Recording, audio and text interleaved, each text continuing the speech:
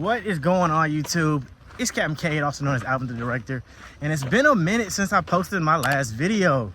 So if you've been following me on Instagram, you know that I've been extremely busy doing my KD time, which is key development time, as a battalion S6, and since then I ended up taking command of the signal company in 1st Brigade, 82nd Airborne. So that's extremely exciting. So the past like 12 months or so has been like just a grind, like an uphill grind with trying to knock out my staff time and then getting prepped for company command. So I do have a lot of videos that I have like saved. I just didn't get a chance to like sit down and edit it, but it's summertime now in Fort Liberty.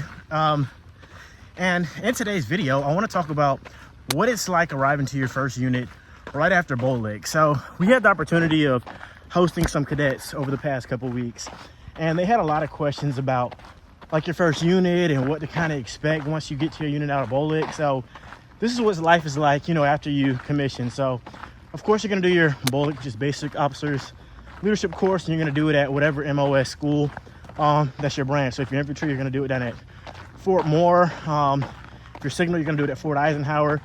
Then you're going to go up to your next unit. At some point after graduation, you should receive a sponsor.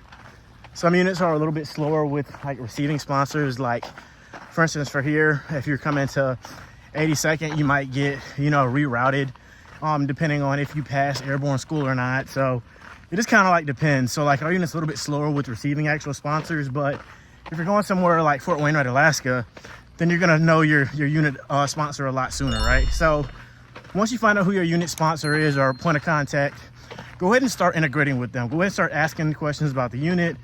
If you're going into like a staff position, or if you're going straight to a platoon leader position, go ahead and start making contact with that unit. Once you arrive, there's gonna be some sort of like in-processing. So for here, in-processing is about maybe 2.5 weeks. You got in-process with the Welcome Center.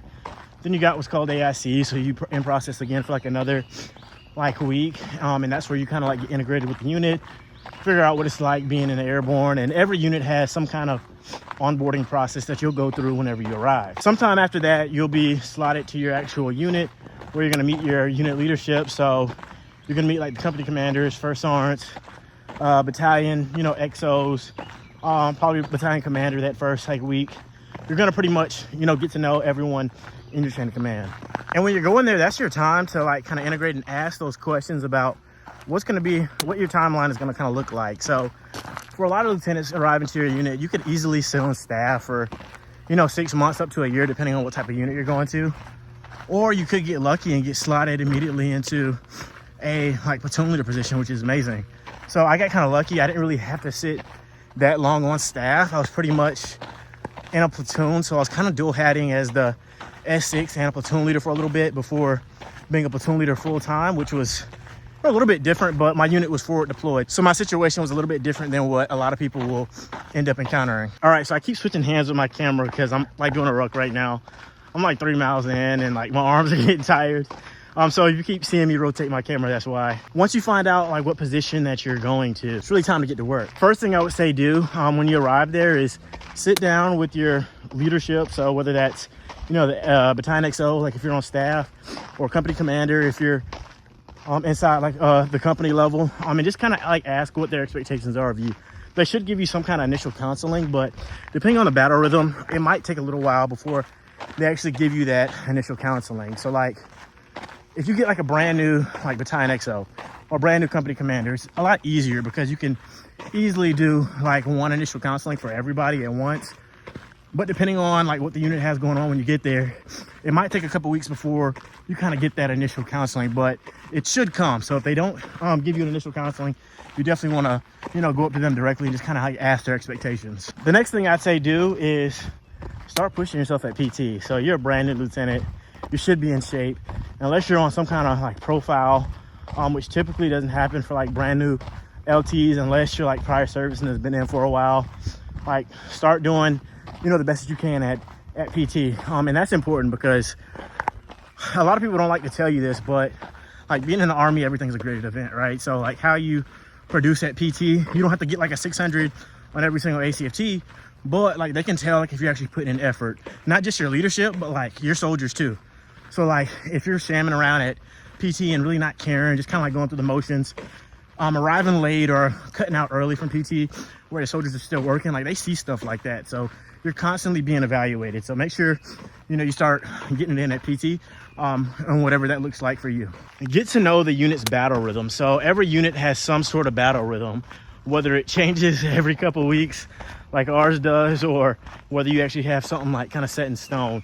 But every unit does have a battle rhythm, and it looks different based on what kind of operation is going on. So like if you're prepping for like a deployment or a major field exercise, that battle rhythm is going to look a little bit different than how you would if like there's really nothing else going on. Whatever job that you're assigned, whether it's a platoon leader job, and say for instance you're in a signal company and you're a retrans platoon leader, start learning that job. So start understanding retrans operations. If you're sitting on staff and you're sitting in like the S4 shop waiting around for a platoon, get to understand what it's like being an S4, what your duties are, because every position that you have, whether it's on staff or at like the company level, it's a valuable position, and there's something that you can learn there. Now, a lot of people don't want to do it, but you're going to end up doing it. I recommend asking for an additional duty, because if you ask for an additional duty, you probably get a chance at picking the one that you want. In the Army, you got to pay taxes, and no one likes doing, well, I can't say anyone, because some additional duties aren't that bad, but there's going to be an additional duty that you're going to be assigned, right? So find out like what additional duty you're going to be doing, and go ahead and get trained, go to the school, or get whatever certification is associated with that extra duty. It could be like the UMO, like hazmat, you know, those are some of the not so fun ones, but at the end of the day, it's important to the unit. You could be like the battalion CFRR. There's so many different additional duties that are out there that you're going to end up doing. So I recommend like asking like what positions like need to be filled, and like look up the additional duties that are out there and figure out which one you want to do. The next thing I'd say do is network. So everyone that you encounter within the unit, whether it's the battalion schools, whether it's, you know, other people on staff, the company commanders and first sergeants and the other adjacent units, like get to know them. You need to start networking to get your name out there early, because like I said, everything that you do in the Army is a great event, and you want to have those like resources and those people in your corner that you can go to whenever you have to like plan whatever it is you need to plan, whatever it is you might need to resource. Like, you're always going to need people. So start networking early on and often. And then the final thing I'm going to leave you with is you got to be yourself. So it's extremely easy to kind of see like what lieutenants are coming in there trying to, you know, just kind of take control and, you know, kind of be someone that they're not. You're at your unit to actually learn, right? So I got a bunch of like mosquitoes and stuff flying around me. You're at your unit to learn. Be yourself. Like, don't try to go in there being someone that you're not. Like, be authentic, because like your soldiers and your leadership are going to easily weed out the people that are there for the right reasons and are actually trying to make, you know, an impact and be the best person they can be. And the people that are there just kind of like, you know, putting on the front on like who they are and their work ethic, this, that, and third. So go in there, be yourself, and you'll make it. Let me know what you think in the comments. Let me know what questions that you have. If you haven't followed me on Instagram, go ahead and hit me up on Instagram at AlvinTheDirector. You can ask me any questions there. I always answer questions that are sitting in my DMs. And if you want to see more content like this, let me know. I'm Alvin the Director, and I'm out.